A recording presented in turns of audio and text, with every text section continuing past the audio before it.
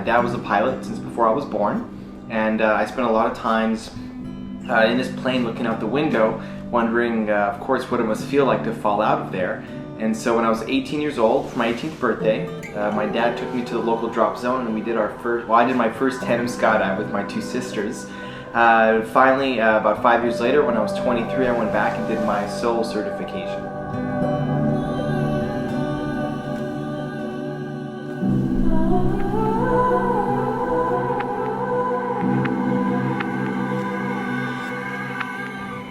In December 2010, I got really sick. They thought I had cancer.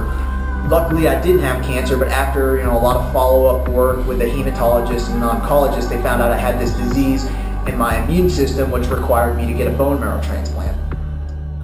I kind of went through like depression, anger, and finally, I was kind of caught in this depression phase for a while, and they postponed, I was supposed to go and start treatment on June 6th, and then on June 1st, they postponed it indefinitely.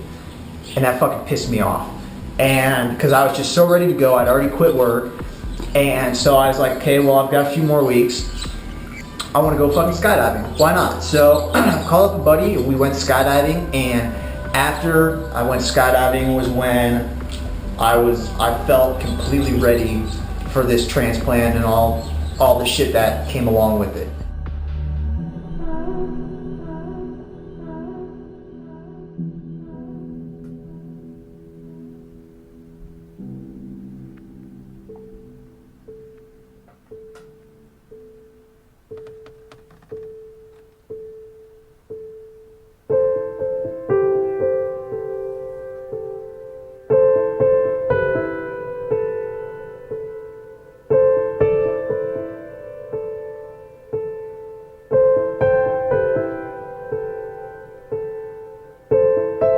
You have to get over your fear of death. It'll happen. It happens to everyone. It doesn't matter who you are.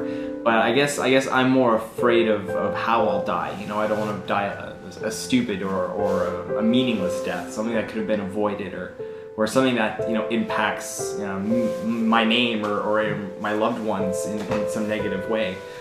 But I don't consider whenever I skydive, I don't really look at it as brush with death. There's a lot of fail-safes, to stop those kind of things from happening. I mean, sure, a lot of things can go wrong, but statistically speaking, skydiving is not the most dangerous thing in the world.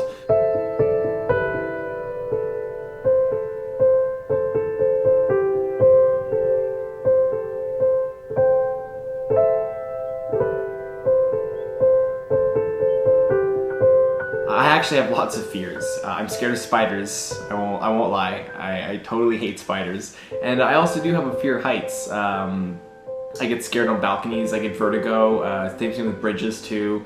I'll often get the spins when I'm up on higher points. And the thing with skydiving is that when we open the door, at 5,000 feet or at 13,000 feet, whatever, the brain never really can grasp the altitude that you're at. It can't really understand the magnitude of what's going on. And so I guess there's that, but also a big part of skydiving is it's trusting in yourself and it's trusting in the equipment. Whenever anyone can agree with this, that whenever you overcome a fear, when you take your fear head on and you overcome it, you feel excellent about yourself. There's no denying that. Everyone has done something at one point in their life that they were scared of, and then once they did it, they were so proud of themselves. So fear is a challenge to me, and I like to feel that, holy crap, I just overcame that. That was awesome. I remember on my level 7, my AFF level 7, we got down from our level 6, I put on a different pack and went right back up. And we didn't go over the dive flow or nothing until we were in the plane. And then they said, okay, you're doing a diving exit out the plane. And I was like, holy shit, I haven't done a diving exit before. And so I got scared, and I just had to think okay, I know I can do this. I'm totally capable of it. Take a couple of deep breaths and you just do it, And fear is also, fear helps me clear my mind and just focus on what exactly needs to be done.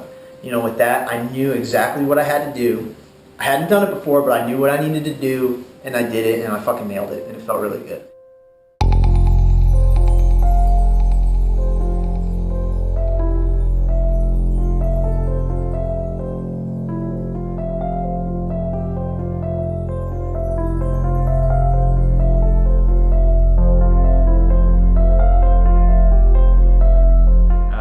I guess totally fucking awesome, really self-satisfying. I don't know, I mean, I guess there's a lot of combination of words that I could use, all of them positive. You know, there's, it's a great sport. I'm happy to be a part of it. I would say just pure happiness. That's really what it is.